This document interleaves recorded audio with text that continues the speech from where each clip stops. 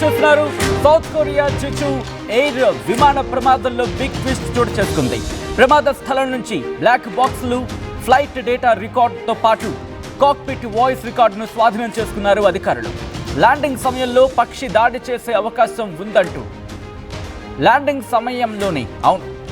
సమయంలోనే పక్షి దాడి చేసిన అవకాశం ఉందంటూ పైలట్ను హెచ్చరించారు కంట్రోల్ టవర్ నుంచి అంటూ కూడా చెప్పడం జరుగుతోంది. వార్నింగ్ వచ్చిన వెంటనే మేడే కాల్ చేశాడు పైలట్. తర్వాత మరోసారి ల్యాండింగ్కు ప్రయత్నించాడు పైలట్.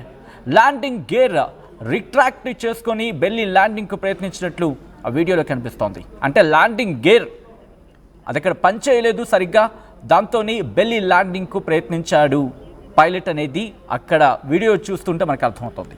వెంటనే రన్వేపై జారిపోయింది. దాంతో విమానం ముందుకు వెళ్ళిపోయింది పొగలు కక్కుకుంటూ. ఆ తర్వాత గోడను ఢీకొట్టింది. ఆ తర్వాత పేలిపోయింది. పూర్తిగా మంటలు చిక్కుకుపోయింది. బ్యాంకాక్ నుంచి సౌత్ కొరియా మువాన్ ఎయిర్పోర్టుకు వస్తుండగా ఈ ప్రమాదం జరిగింది. ఇవి కాస్త డిస్టర్బింగ్ విజువల్స్. ఈ కథను మిమ్మల్ని కాస్త కలవరపరచచ్చు. మిమ్మల్ని కలవరపాటుకు గురి చేయడం ఆర్టీవీ ఉద్దేశం కాదు. కానీ ఆ విమాన ప్రమాదాన్ని మీకు చూపించడం, తద్వారా మీకు అవగాహన కల్పించడం, మిమ్మల్ని అప్రమత్తం చేయడంలో భాగంగానే ఈ కథను చూపించడం జరుగుతుంది తప్ప మిమ్మల్ని కలవరపాటుకు గురి చేసే ఉద్దేశం ఆర్టీవీ కేంద్రంలో లేదు, ఉండదు. కానీ ఇటువంటి కథనాలు చూసినప్పుడు కాస్త కలవరపాటుకు గురి అవకాశం ఉంటుంది కాబట్టి దీనికి సంబంధించి తగిన జాగ్రత్తలు తీసుకోవాలని చెప్పి ఆర్టీవీ సూచించడం జరుగుతోంది. విజువల్స్ మీరు చూస్తున్నారు. ప్రమాద సమయంలో ఫ్లైట్లో 181 మంది ఉన్నారు. దీంట్లో 175 మంది ప్రయాణికులు, 6 సిబ్బంది. ప్రమాదంలో 179 మంది మృతి చెందారు. 2 ప్రాణాలతో బయట పడ్డారు. ఇద్దరు మాత్రం వాళ్ళకి ట్రీట్మెంట్ జరుగుతోంది. సియోల్లో వాళ్ళకి, దక్షిణ కొరియా రాజధాని సియోల్లో వాళ్ళకి ట్రీట్మెంట్ ఇవ్వడం జరుగుతోంది. ప్రస్తుతం ఇన్వెస్టిగేషన్ వేగవంతం చేశారు అక్కడ అధికారులు. దానికి సంబంధించిన బిగ్ బ్రేకింగ్ న్యూస్ చూస్తున్నారు. అక్కడ రికార్డ్స్ని స్వాధీనం చేసుకుంటున్నారు. స్వాధీనం చేసుకొని ఇన్వెస్టిగేషన్ని మరింత స్పీడప్ చేస్తున్నారు. పైలట్ మే డే అంటూ చెప్పుకొచ్చాడు. పైలట్ డిక్లేర్ చేశాడు మే డే అంటూ కూడా, అంటే అర్థం చేసుకోవచ్చు. ఫ్లైట్ బ్లాక్ బాక్స్ని స్వాధీనం చేసుకున్నారు. దాంతోపాటు అక్కడ వాయిస్ రికార్డ్కి సంబంధించి కాక్పిట్స్ అవి ఉంటాయి కదా, వాటిని కూడా స్వాధీనం చేసుకున్న పరిస్థితి. జెజు ఎయిర్ప్లేన్ ఎటువంటి ప్రమాదానికి గురైందో మనం చూసాం. బ్యాంకాక్ నుంచి సౌత్ కొరియాకు వస్తూ ఉండగా ల్యాండింగ్ సందర్భంలో ప్రమాదం చోటు చేసుకుంది. ఈ ఘటనలో 179 మరణించారు అక్కడికక్కడే. ఇక్కడే ఒకటే చెప్పడం జరుగుతోంది. South Korea deputy transport minister Jo Jang Won రెండు బ్లాక్ బాక్సుల్ని, అలాగే ఫ్లైట్ డేటా రికార్డ్ని, కాక్పిట్ వాయిస్ రికార్డర్ని రికవరీ చేసుకున్నామంటూ కూడా చెప్పిన పరిస్థితి. దీన్ని ఇన్వెస్టిగేషన్ కోసం పంపించడం జరిగింది అంటూ కూడా, ఇన్వెస్టిగేషన్ కోసం వాటిని రికవరీ చేసుకోవడం జరిగిందంటూ కూడా వాళ్ళు South Korea deputy transport minister Jo Jang Won చెప్పిన పరిస్థితి. దాంతోపాటు అసలు కారణం ఏంటి, ఇంతటి ప్రమాదానికి దారి తీస్తున్న కారణం ఏంటి అనేది ఒకసారి మాట్లాడుకునే ప్రయత్నం చేద్దాం. 15 ఏళ్ల పాతది ఈ బోయింగ్ 737-800 జెజు ఎయిర్ సంబంధించి జెజు విమానయాన సంస్థ నడుపుతున్న ఈ బోయింగ్ 737-800 15 ఏళ్ల పాతది. బ్యాంకాక్ నుంచి మువాన్ ఎయిర్పోర్ట్కి వెళ్తున్న క్రమంలో ఒక వార్నింగ్ కాల్ వచ్చింది కంట్రోల్ టవర్ నుంచి. ఏమని? బర్డ్ స్ట్రైక్ అంటే పక్షి దాడికి సంబంధించి వార్నింగ్ వచ్చింది. అంటే పక్షి దాడి చేసే అవకాశం ఉందంటూ కూడా ఇటు కంట్రోల్ టవర్ నుంచి వార్నింగ్ రావడం జరిగింది. అది కూడా దాదాపుగా ఉదయం 9 గంటల ప్రాంతంలో, స్థానిక కాలమాన ప్రకారం ఉదయం 9 గంటల ప్రాంతంలో ఆ హెచ్చరిక వచ్చింది, ఆ వార్నింగ్ వచ్చింది. ఆ వార్నింగ్ తర్వాత వెంటనే పైలట్ మేడే అంటూ కూడా అలర్ట్ జారీ చేశాడు. ఇక్కడే ఇంకొక ల్యాండింగ్కి ప్రయత్నం చేస్తున్న సందర్భం. ఈ ల్యాండింగ్కి ప్రయత్నం చేస్తున్న సందర్భంలో ఒక్కసారిగా ఆల్టిట్యూడ్ తగ్గిపోయింది. దాంతోపాటు ల్యాండింగ్ గేర్ ఆ వీడియో ఫుటేజ్ చూస్తే మనకు అర్థమవుతుంది. ఒక్కసారి ఆ ల్యాండింగ్ అవుతున్న సందర్భంలో మీరు చూస్తే కనుక ఆ ల్యాండింగ్ గేర్ రిట్రాక్ట్ అయిపోయింది. దీంతోనే బెల్లి ల్యాండింగ్ జరిగింది అనేది ఆ విజువల్స్ చూస్తే అర్థమవుతుంది అనేది మరి ముఖ్యంగా జాతీయ మీడియా కథనాలు కావచ్చు, లేకపోతే ప్రపంచ వార్తా సంస్థల కథనాలు కావచ్చు, ఈ అంశాన్ని ప్రస్తావించడం జరుగుతోంది. ఒకసారి వీడియో చూసే ప్రయత్నం చేద్దాం. ల్యాండింగ్ సందర్భంలో ఆ ల్యాండింగ్ అయిన తర్వాత అది ల్యాండ్ అవుతున్న సందర్భంలో మీరు చూస్తే కనుక దాని ఆల్టిట్యూడ్ ఒక్కసారిగా కోల్పోతుంది, ఆ వేగం నియంత్రణలోకి రాదు. ఇటువంటి అనేక కారణాలు ఆ ప్రమాదానికి దారితీశాయి. ఒకసారి ఆ విజువల్ని చూపించే ప్రయత్నం చేద్దాం. PCR landing visual. ఆ ల్యాండింగ్ విషయంలో ఒకసారి చూపించే ప్రయత్నం చేద్దాం. అదిగోండి ఒకసారి మీరు చూస్తే కనుక ల్యాండింగ్ అలా అవుతున్న క్రమంలోనే ఫుల్ ఫ్రేమ్కి వెళ్దాం, నో ఇష్యూ, ఫుల్ ఫ్రేమ్కి వెళ్దాం. మీరు చూస్తే కనుక అదిగోండి వెనకాల ఐ థింక్ వెనకాల ల్యాండింగ్ గేర్స్ ఓపెన్ కాలేదు బహుశా. ఆ కాని నేపథ్యంలోనే అదిగో ఎస్ ఓకే ముందర కూడా మనకి దాదాపుగా ముందర కూడా లేదు. ఆ గేర్స్ ఓపెన్ కాలేదు, ఆ హైడ్రాలిక్ సిస్టమ్ పనిచేయలేదు సరిగ్గా అనేది ఇంకొక మాట వినిపిస్తూ ఉంటే, దాంతోపాటు ల్యాండింగ్ గేర్స్ సపోర్ట్ లేదు. దాంతో మీరు చూస్తే కనుక వెంటనే దాన్ని టేక్ ఆఫ్ చేసే ప్రయత్నం కింద భావించవచ్చు. ఎందుకంటే ఇగో ఇక్కడ మనకి మళ్ళీ టేక్ ఆఫ్ చేసే ప్రయత్నం చేస్తున్నట్టు మనకి అర్థమవుతుంది. టేక్ ఆఫ్ కోసం ప్రయత్నం చేస్తారు అంటే ల్యాండింగ్ సందర్భంలో ఎప్పుడైతే వీల్స్ ఉంటాయి కదా, సాధారణంగా ల్యాండింగ్ గేర్స్ అంటూ ఉంటారు వాటిని, హైడ్రాలిక్ సిస్టమ్కి సంబంధించి. సో అవి ఎప్పుడైతే ఓపెన్ కాలేదో ఒక్కసారి మళ్ళీ టేక్ ఆఫ్కి ప్రయత్నం చేశారనేది బిగ్గెస్ట్ క్వశ్చన్ మార్క్. చూస్తూ ఉంటే కనుక బహుశా ఆ మైండ్ సెట్లో ఉన్నాడేమో అనే ఒక క్వశ్చన్ మార్క్ రైజ్ అవుతుంది. ఆ తరుణంలోనే స్పీడ్ కంట్రోల్లో కాలేదు, నియంత్రణలోకి రాలేదు. అలా వెళుతూ బౌండరీ, ఎయిర్పోర్ట్కి సంబంధించి బౌండరీలో ఉండే ఒక వాల్, ఆ లిమిట్ అది, అక్కడికి వెళ్ళి ఢీ కొట్టింది. ఎప్పుడైతే ఢీ కొట్టిందో ముందు భాగం ముక్కలైపోయింది. వెనకాల భాగం ఆ రెక్కలు ఉన్నాయి చూసారా, ఆ రెక్కల దగ్గర ఫ్యూయల్ ఉంటుంది. ఆ ఫ్యూయల్కి ఆ రాపిడి, ఆ వేడి తగిలింది. దీంతో ఒక్కసారిగా అగ్గిరాజుకుంది, పేలిపోయింది, పూర్తిగా నల్లగా మసిబారిపోయిందంటే అర్థం చేసుకోవచ్చు ఏ స్థాయిలో అక్కడ ప్రమాదం జరిగి ఉండిందనేది. అయితే ఇక్కడ మనం మాట్లాడుకున్నట్టుగా బర్డ్ స్ట్రైక్ జరిగిందంటూ వార్నింగ్ వచ్చిన తర్వాత వార్నింగ్ వెంటనే మేడే అని అన్నాడు. అసలు మేడే అంటే ఏంటంటే కనుక ఇంటర్నేషనల్గా రికగ్నైజ్ అయ్యింది.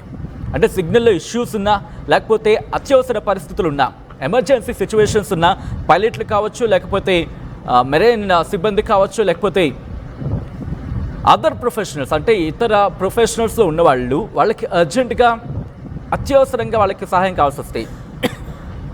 మే డే అనేది ఇంటర్నేషనల్గా రికగ్నైజ్ అయిందా ఒక డిస్ట్రెస్ సిగ్నల్ కింద చెప్పుకోవచ్చు. సో అటువంటి పరిస్థితి. సో ఇదెప్పుడు జారీ చేస్తారంటే కనుక అంటే ప్రమాదం, ప్రాణాపాయ సిచ్యువేషన్స్, దాంతోపాటు ఏవైనా సీరియస్గా టెక్నికల్ సమస్యలున్నా, ప్రమాదం జరిగినా, లేకపోతే చాలా పెద్ద ప్రమాదం జరిగే అవకాశం ఉందనుకున్న ఆ ప్రమాదాన్ని నివారించలేమనుకొని చెప్పి అక్కడ క్రూ అనుకున్న అటువంటి సందర్భంలో ఇదిగో ఈ విజువల్ చూస్తే మనకు అర్థమవుతుంది ఆ ప్రమాద తీవ్రతను. ఎందుకంటే అది గోడను ఢీకొట్టిన తర్వాత పూర్తిగా దగ్ధమైపోయింది.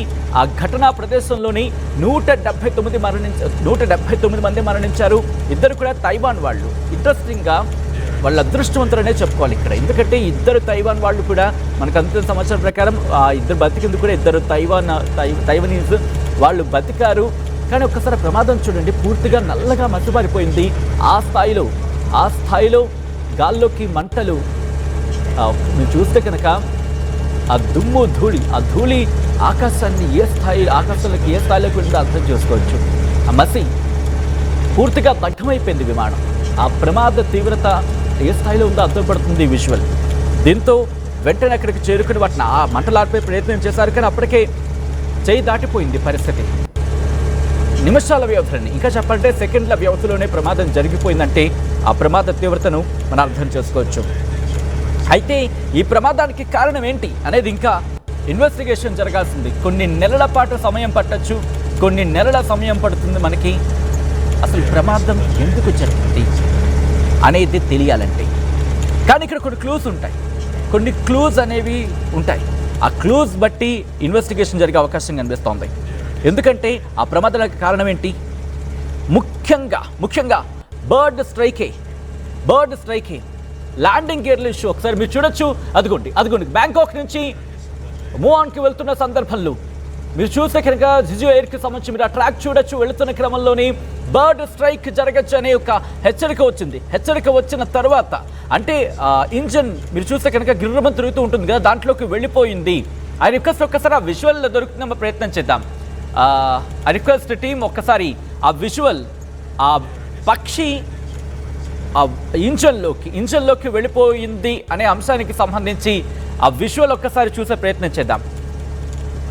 ఆ విజువల్ ఒక్కసారి ఒకరు దొరికితే కనుక మీ ముందుంచే ప్రయత్నం చేస్తాను. ఎందుకంటే కనుక చాలా కీలకంగా మారిన సిచ్యువేషన్ అని చెప్పుకోవాలి.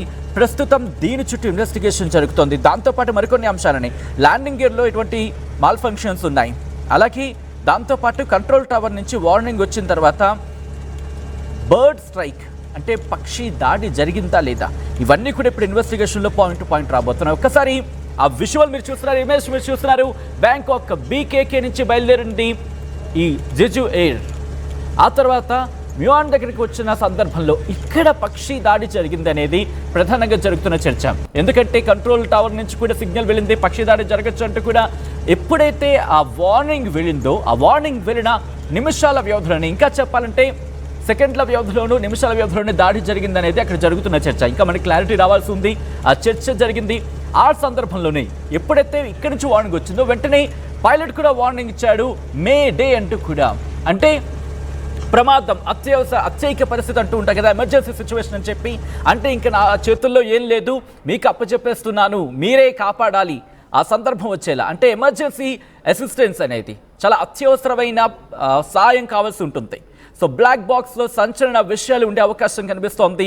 అసలు ఏం జరిగింది, ఎందుకు అంత ఎమర్జెన్సీ ల్యాండింగ్ చేయాల్సి వచ్చింది, ల్యాండింగ్ చేస్తున్న సందర్భంలో ఆ స్పీడ్ ఎందుకు నియంత్రణలో లేకపోయింది, స్పీడ్ నియంత్రణలో లేకపోవడానికి ఇంకేమైనా కారణాలు ఉన్నాయా, ఆ స్పీడ్ను నియంత్రించేందుకు ఏం చేశాడు పైలట్, స్పీడ్ నియంత్రణకు వచ్చే అవకాశం ఏ స్థాయిలో అక్కడ ఉండింది, అసలు ఎందుకు అంత ఎమర్జెన్సీ ల్యాండింగ్ అక్కడ చేయాల్సి వచ్చింది, కంట్రోల్ టవర్ నుంచి ఎటువంటి అసిస్టెన్స్ దొరికింది, కంట్రోల్ టవర్ కరెక్ట్గానే మానిటర్ చేసిందా, కరెక్ట్గానే అసిస్టెన్స్ ఇచ్చిందా, దాంతోపాటు పైలట్ ఎక్కడైనా అలసత్వం వహించడం జరిగింది. ఆఫ్ కోర్స్ ఇక్కడ అటువంటి సిచ్యువేషన్స్ చాలా రేర్గా ఉంటాయి, ఎందుకంటే పైలట్స్ సాధారణంగా ఎక్కడ కూడా అటువంటి సిచ్యువేషన్స్ ఉండవు, అలసత్వం వహించే పరిస్థితులు ఉండవు.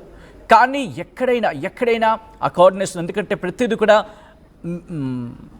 చాలా మైన్యూట్గా మిల్లీ సెకండ్స్ అంటూ ఉంటాం కదా, అటువంటి సందర్భాల్లో వాటిని వాళ్ళు క్యాలిక్యులేట్ చేయాల్సి ఉంటుంది. ప్రతికూల వాతావరణాన్ని, ప్రతికూల పరిస్థితులని, అత్యయిక పరిస్థితుల్లో వీటన్నిటిని క్యాలిక్యులేట్ చేసుకుంటూ ఒక పక్క ఆహాకారాలు, లోపల ఉన్న వాళ్ళు ఆ పరిస్థితి కాస్త అటు ఇటు అయితే కనుక వాళ్ళకి అర్థమవుతూ ఉంటుంది, వాళ్ళు ఆహాకారాలు చేస్తూ ఉంటారు, సినారియో మారిపోతున్న పరిస్థితి చూస్తాం. సో ఇటువంటి నేపథ్యంలోనే ఇప్పుడు పూర్తిగా ఇన్వెస్టిగేషన్ అయితే జరుగుతోంది. పక్షి దాడే దీనికి కారణమా ప్రధానంగా అనేది ఈ అంశానికి సంబంధించి ఈ కోణంలో దర్యాప్తు జరుగుతోంది. ఇప్పటికే ప్రభుత్వం, సౌత్ కొరియా ప్రభుత్వం కూడా రియాక్ట్ అయింది. అక్కడ ప్రెసిడెంట్, యాక్టింగ్ ప్రెసిడెంట్గా ఉన్న చాయ్ సాంగ్ మాక్ ఆయన మూడు రోజులుగా ఈ అంశానికి సంబంధించి ఆఫ్కోర్స్ 3 రోజులు అయింది ఆయన అక్కడ పదవికి వచ్చి. ఎమర్జెన్సీ మీటింగ్ క్యాబినెట్ మినిస్టర్స్తో ఆదివారం ఆయన నిర్వహించడం జరిగింది. అలాగే ఘటనా స్థలాన్ని కూడా పరిశీలించారు. వెంటనే అక్కడ గాయాలపైన వాళ్ళని అక్కడికి దగ్గరలోని అరేంజ్మెంట్స్ చేసి వాళ్ళకి ట్రీట్మెంట్ అందిస్తున్న పరిస్థితి.